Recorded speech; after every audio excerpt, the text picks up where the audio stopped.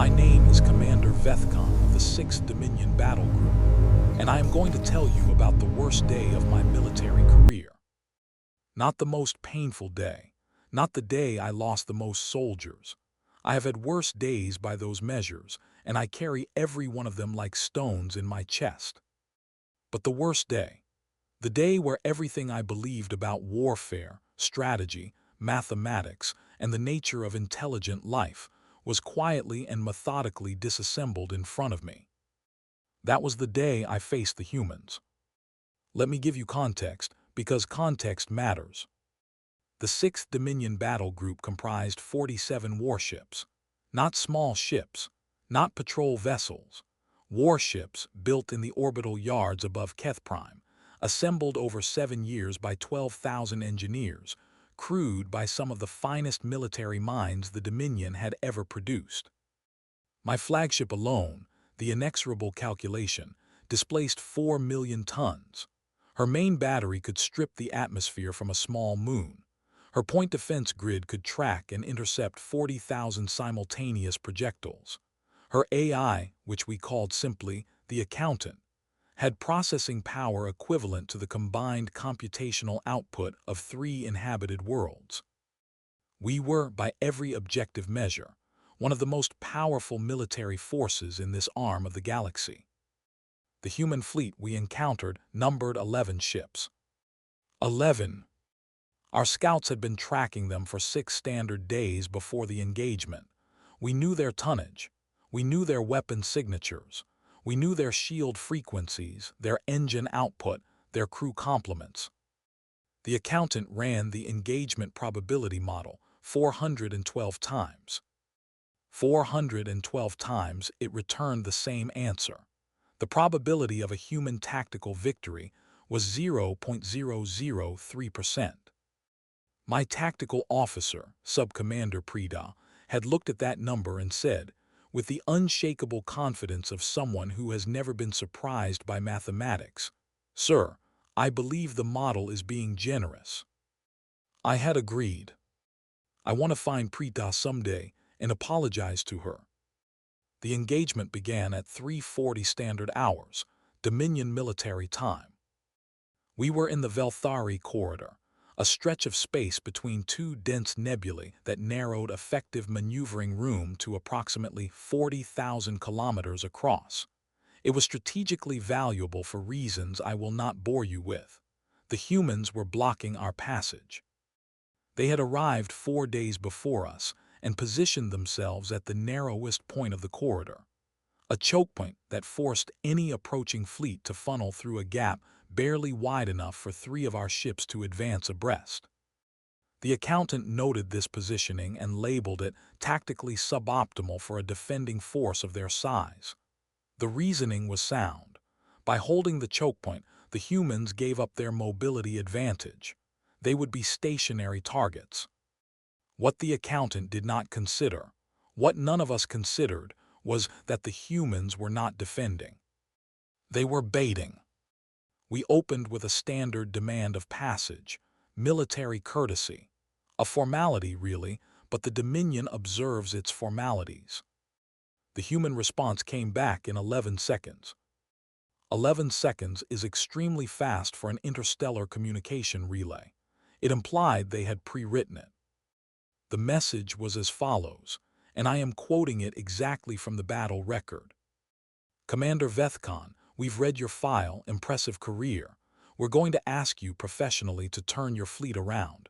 We're not doing this for you, we're doing it for your crew. You seem like someone who actually cares about them. This is your only warning. Admiral Chen, Terran Expeditionary Force, TEF Unbroken." Prida had laughed. Not unkindly, she simply found it absurd. A fleet of 11 ships issuing a warning to 47. I had not laughed. I had read the message 3 times.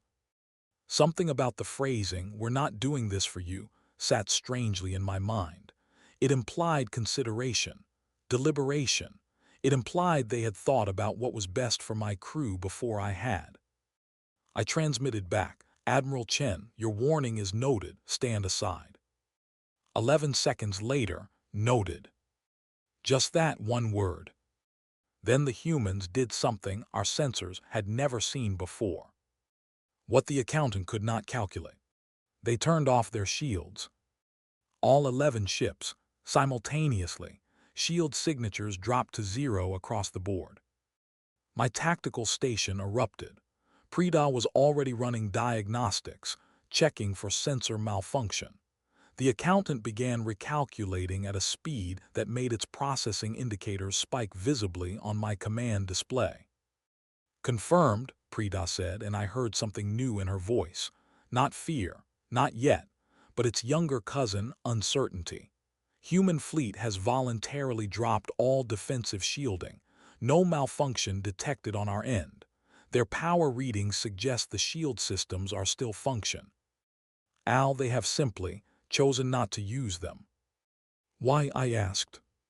Nobody answered, not because they were being insubordinate, because nobody knew. The accountant, when queried, returned a response I had never seen it produce in 14 years of service. Query: tactical rationale for human shield deactivation. Response: insufficient data, no precedent in tactical database, continuing analysis. Insufficient data. The accountant had never, in 14 years, said insufficient data. I made a decision I have spent considerable time second-guessing since. I advanced. 47 ships, forward formation, weapons hot.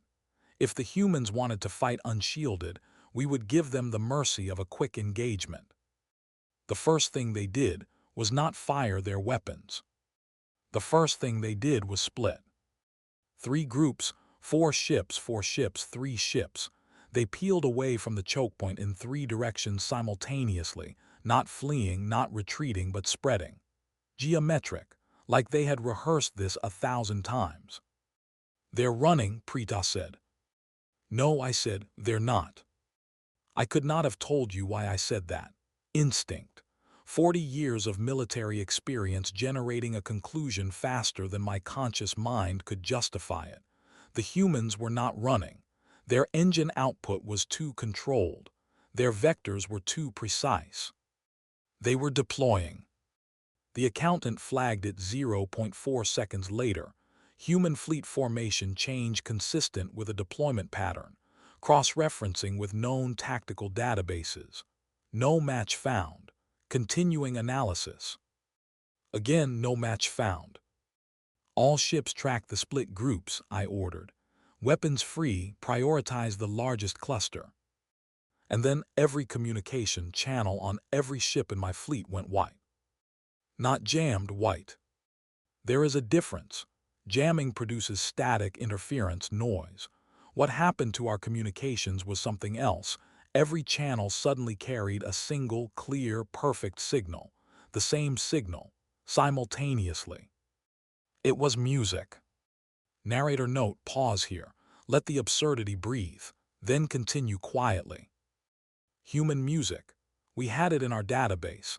The Dominion Intelligence Bureau had compiled cultural files on every species we had encountered, and humanity's music was extensive, strange, and deeply varied. This was something orchestral, strings and brass and percussion, building from quiet to enormous. Prida stared at her console. They've overridden our communication arrays, all frequencies. How did they? Find out later, I said. Reroute to backup. Backup is also broadcasting the signal, sir. So is the tertiary array. They've got all of them. I sat back in my command chair. The music swelled.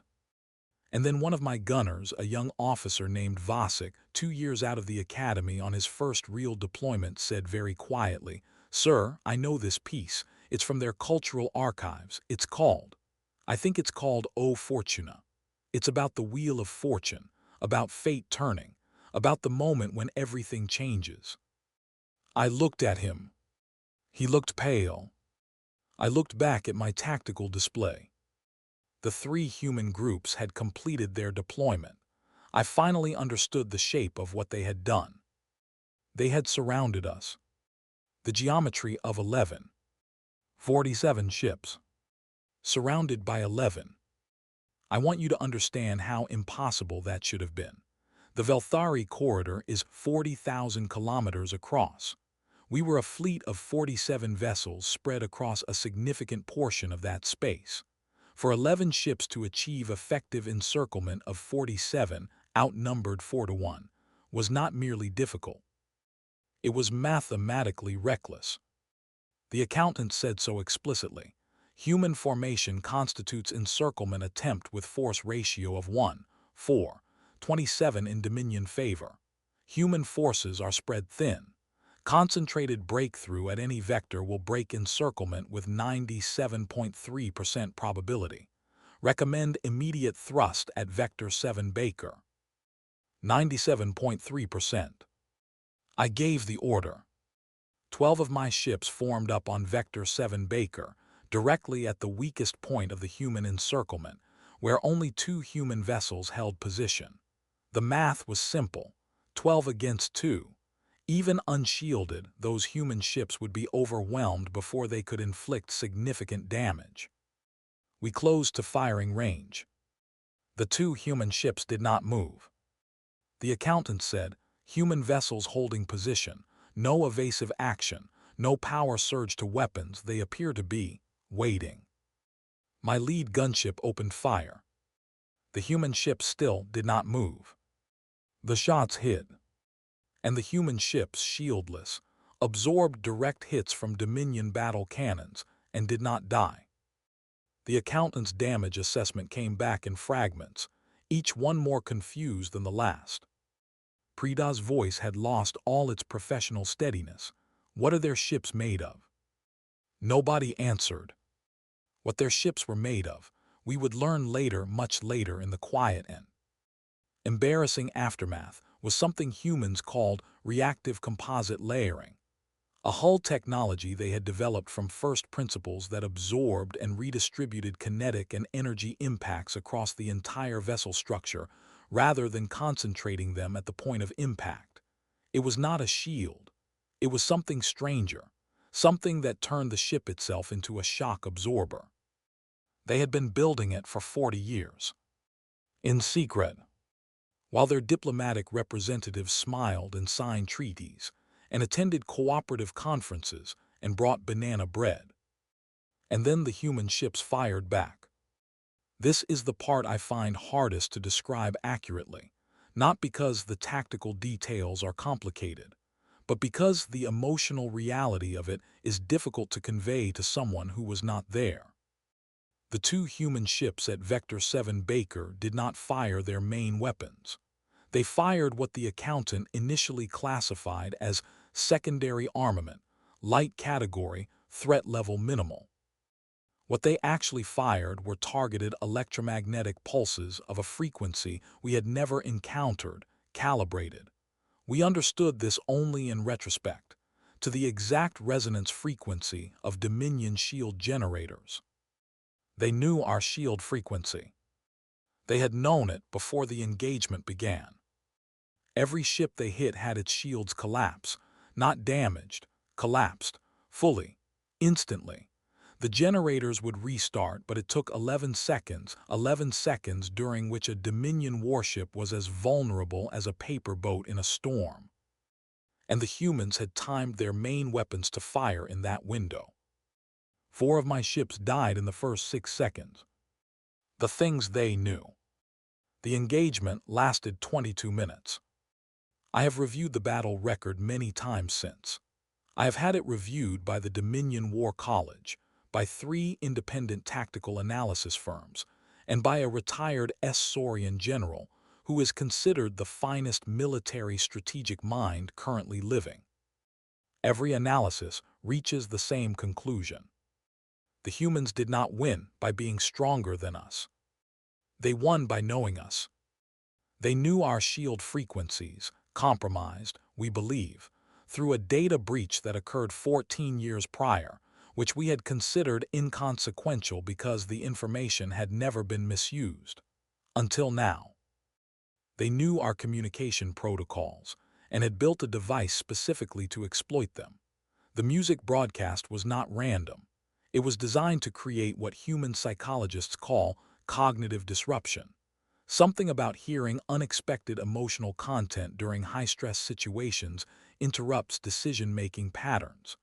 They had studied our biology closely enough to know it would work on us the same way it worked on them. They knew our tactical database was comprehensive but historically bounded, that we categorized and analyzed known tactics.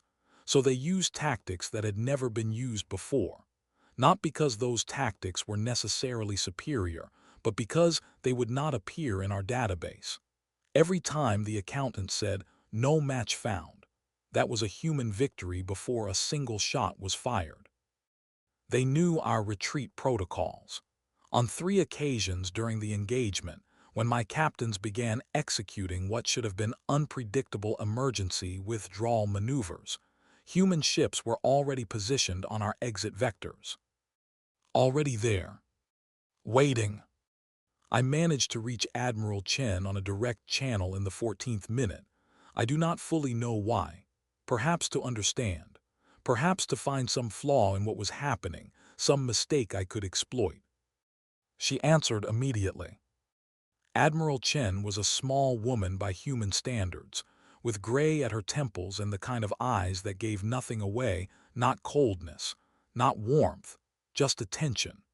Complete, total attention, the kind that made you feel she had already understood everything you were about to say. "Commander Vethkan," she said, "I hoped you'd call." "How?" I asked. It was not my most eloquent moment, but it was the only question that mattered. She looked at me for a moment. "We've been watching your fleet for 3 years," she said. "Not just your fleet, every engagement, every tactical pattern. We built models, we ran simulations." She paused. "We ran a lot of simulations. You couldn't have accounted for everything." "No," she agreed, "but we accounted for enough. Commander, can I ask you something?" I said nothing. She took that as a yes. "When you ran your probability models, did you account for the possibility that we wanted you to engage us here?" I thought about the accountant, about its 412 calculations, about its 0.003%. "No," I said. "That," she said quietly, "is the 0.003%. What humans are." I have thought about that conversation many times in the years since. That 0.003% was not a calculation error. It was not a flaw in the accountant's programming. It was not arrogance or negligence or any other comfortable explanation. It was a category error. The accountant, and every tactical system in every fleet in every civilization I had ever encountered, was built on a foundational assumption: that warfare is a puzzle with a correct solution, that the goal is to find the optimal path through probability space, and that a sufficiently powerful intelligence can find that path. We believed that intelligence could, in principle, calculate its way to certainty. The humans did not believe this. Or rather, they believed it, and then decided the belief was the enemy. Here is what I have come to understand about humanity in the years since the Velthari Corridor. They are the only species I have encountered that actively studies its own cognitive biases and then weaponizes the knowledge. Every other species, when it becomes technologically sophisticated, builds systems that think better than its members, faster, more accurately, more comprehensively. The Dominion built the accountant. The Veth Collective built the harmony engine. The Saurians built the pattern of all patterns. All of these systems share a common architecture. They are built to reduce uncertainty, to calculate probability, to find the optimal path. Humans built systems like that too. And then they built a second layer of systems specifically designed to introduce uncertainty, to look at the optimal path and ask, what if we didn't take it? What if we did something the enemy's calculator doesn't have a category for? What if we made a move that looks suicidal? Because if it looks suicidal, no one will model it as a genuine option. They did not drop their shields because they were invulnerable.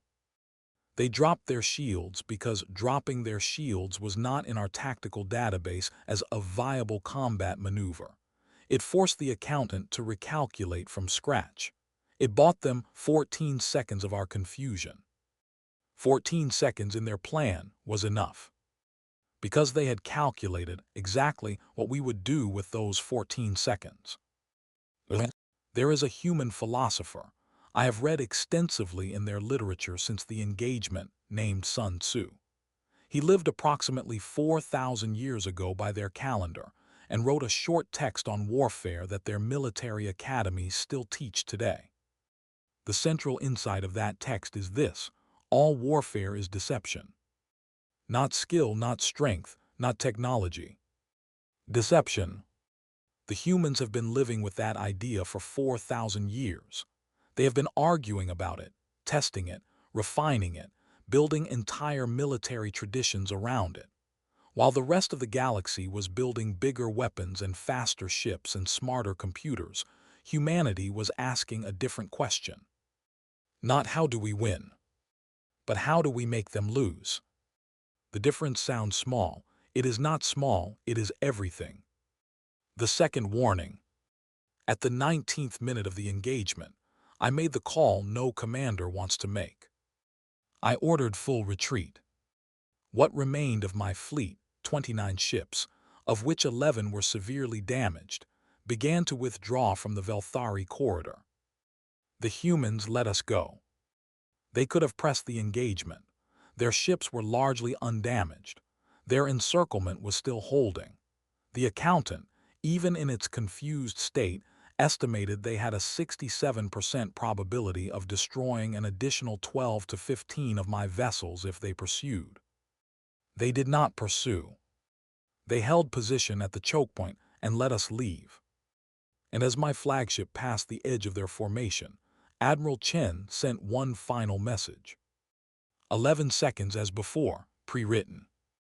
Commander Vethkan, I'm glad you and most of your crew made it out. I want you to know we take no pleasure in this. We fought because we had to, not because we wanted to. Please tell whoever sent you that we are not interested in being a threat to anyone. We are interested in being left alone. If that's not possible, if someone sends another fleet, we'll be ready. We always are. Safe travels. Admiral Chen. I read that message 5 times. I want you to notice what it does not say. It does not say we are weak and peaceful and no threat to you. That would be a lie, and Admiral Chen, whatever else she was not a liar. It does not say we are powerful and you should fear us. That would be a boast, and something about the human character, at least in my experience of Admiral Chen, seemed to find boasting distasteful. It says we are ready, we always are. 5 words that contain more genuine threat than anything the Dominion War College ever put in a strategic memo. Because it is not a threat about capability, it is a threat about state of mind. We always are. Not we will prepare if you attack again. Not we have reserves we haven't deployed. Always, present tense, continuous, as if readiness was not something they achieved but something they were. I thought about the 40 years of secret hull research. I thought about the communication array override they had built specifically to exploit our protocols. I thought about the fact that they had been watching every fleet engagement in this region of space for 3 years, building models, running simulations. I thought, how long have they been ready for a threat that hadn't appeared yet? I thought, what else are they ready for that we haven't imagined? What I brought home. I filed my report with Dominion High Command 62 days after the engagement. It was not a comfortable document to write. Military commanders are not rewarded for losing 18 ships to a force a quarter their size. There were inquiries. There were reviews. There were, behind closed doors, conversations that I was not invited to attend about whether Commander Vethkan had made critical tactical errors. The War College reviewed the engagement data and concluded that I had not made critical tactical errors. They concluded that no tactical errors, critical or otherwise, would have changed the outcome. That conclusion did not make anyone feel better. What I brought home from the Velthari Corridor, beyond the dead, beyond the damaged ships, beyond the career setback, was a question that I have not been able to stop asking in the years since. What are humans for? Every species in the cooperative has a story about what they are. The Dravathi are diplomats. Their culture is built around negotiation, around the resolution of conflict through language. The Saurians are builders. Their defining national projects are always construction, always expansion, always the making of new things. The Veth Collective are seekers. Their highest cultural value is knowledge, and their greatest heroes are scientists and explorers. What are humans? They have diplomats. Remarkable ones. I have met several and been outmaneuvered by all of them. They have builders. Their engineering accomplishments in the decades since first contact have been extraordinary. They have scientists who have made genuine contributions to fields they had only recently discovered. But none of those things, when I try to describe humanity to someone who has not met them, feel like the center. The center, as best I can articulate it, is something like this.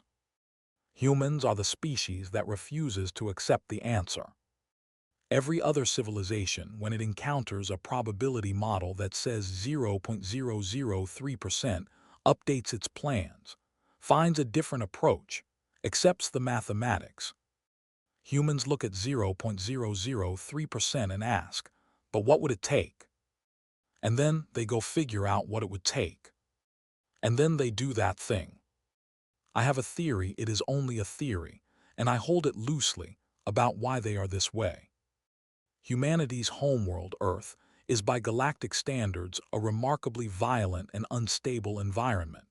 Seismic activity, extreme weather, a biosphere that, until very recently in their history, was actively competing to kill them in a variety of imaginative ways. A significant percentage of the planet's species are venomous. Several are large enough to eat a human without difficulty. Humans are not, by themselves, well equipped for this environment. They are not fast. They are not strong, not compared to many of their planet's predators. They have no natural armor, no venom, no exceptional sensory capabilities. What they have is a brain that refuses to stop solving. 11,000 years of cooperative history. No species in that history had to fight, tooth and nail, against their own planet just to survive long enough to develop civilization. Most inhabited worlds are gentler than Earth. Most species evolved in environments that were challenging but not actively hostile. Humans evolved in a war. Against their climate, against their predators, against each other, extensively, painfully, in conflicts so numerous and varied that their history reads like a tactical encyclopedia. They carry that war inside them. It does not make them violent. I want to be clear about that, because the Dominion's early assessments made that mistake, and it is a costly mistake. Humans are not more aggressive than other species. They are more persistent. The war never made them killers. It made them survivors. And survivors, when they look at a 0.003% probability, do not see an impossibility. They see a problem to be solved. The last entry in the battle record. I am retired now. The Dominion gave me a comfortable pension and a nice apartment on Keth Prime with a view of the orbital yards where my old ships were built, which I suspect was either a kindness or a joke. I have not decided which. I spend my time reading human literature mostly, their history, their philosophy, their science fiction, which I find particularly interesting because of all their art forms. It is the one that most directly reflects how they think about the future, about what might exist, about what they might become. They have always imagined the stars. For thousands of years, before they had any means of reaching them, they wrote stories about going there, about the species they might meet, about the wars they might fight, about the political structures that might govern a galactic civilization. Reading it now, knowing what I know, is a strange experience. Because in a significant percentage of their stories, humanity loses. They wrote stories about being conquered, being colonized, being eaten, being enslaved, being pushed aside by bigger, older, wiser species who looked at these fragile, short-lived, emotionally chaotic creatures and dismissed them. They imagined the ways they might fail. And then in the other stories, the ones that gave the genre its name, the ones their readers love most passionately, they wrote their way back. They imagined what it would take, and they made humanity do that thing. I have come to believe that this is what makes them dangerous. Not their weapons, though their weapons are formidable. Not their ships, though their ships are now things my old self would not have believed. Not their numbers, though they breed faster than most species and their population is growing. What makes them dangerous is that they have been practicing.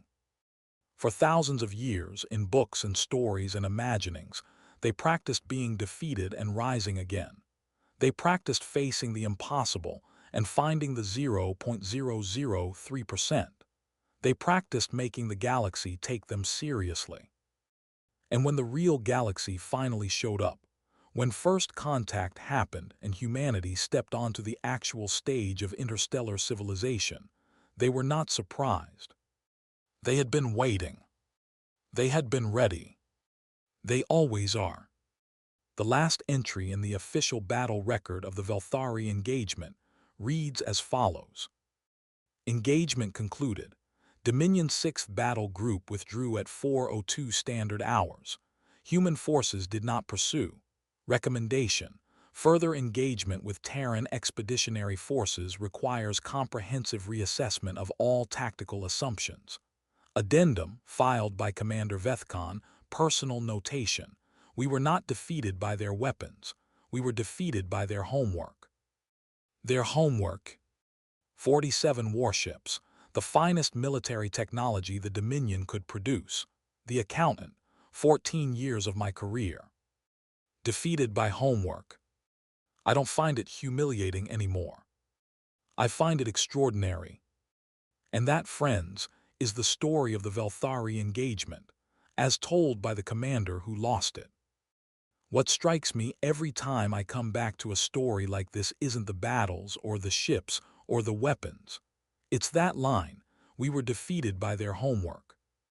Because that's humanity, isn't it? Not the strongest, not the fastest, not the oldest. Just the one that did the reading.